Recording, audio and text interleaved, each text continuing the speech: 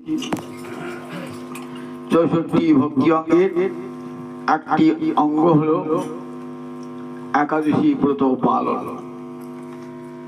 সকল আশ্রমের সকল বর্ণের নর নারী প্রত্যেকের কর্তব্য একাদশী ব্রত পালন করা। এই একাদশী নাম ব্রতং সর্ব কাম ফলপ্রদং কর্তব্যং সর্বদা বিপ্রয়ী বিষ্ণু বিনন কারণ। একাদশী ব্রতটি সমস্ত কাম্য ফল দান করতে পারে, ধর্ম অর্থ কাম মোক্ষ দান করতে পারে, উপরন্তু রাধা গোবিন্দ চরণে প্রেম ভক্তি দান করতে পারে। সকাম ভাবেও একাদশী ব্রত পালন করা যায়, আবার নিষ্কাম ভাবেও একাদশী ব্রত পালন করা যায়। যদি কেউ অন্তরে কোনো কামনা বাসনা নিয়ে একাদশী ব্রত পালন করেন, একাদশী তার সেই বাঞ্ছা পূর্ণ করবেন। কৃষ্ণ ভক্তেরা নিষ্কাম ভাবে রাধা গোবিন্দ চরণে প্রেম ভক্তি লাভের জন্য একাদশী ব্রত পালন করে থাকেন। এই একাদশী ব্রতটি রমজান মাসে একাদশী ব্রতটির নাম হলো উৎপন্না একাদশী। এর একটি পৌরাণিক কাহিনী পাওয়া যায়। স্বর্গে দেবতাদের সঙ্গে অসুরদের ভয়ঙ্কর যুদ্ধ।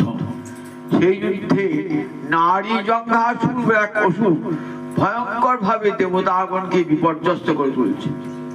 নারী জঙ্ঘাসুরের পর তার পুত্র মূর নামক অসুর ভয়ঙ্কর ভাবে দেবতাদের সঙ্গে যুদ্ধ করছে।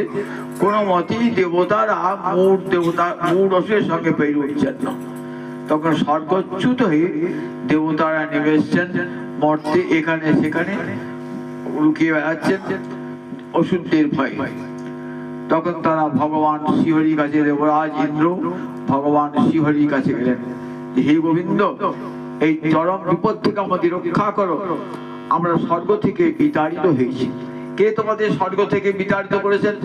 তা বললেন, নারী জঙ্ঘাসুরের পুত্র মূর নামক অসুর। গোবিন্দ বলেন, চল আমি দেখি এই মূর নামক অসুরের কত শক্তি।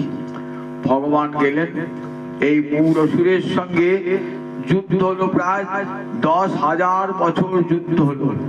কিছুতেই মূর অসুরকে হারানো যাচ্ছে না। শেষ পর্যন্ত মূর অসুরকে পরাস্ত করে ভগবান গেলেন বদ্রিকাশ্রমে একটি গুহায় বিশ্রাম গ্রহণ করতে।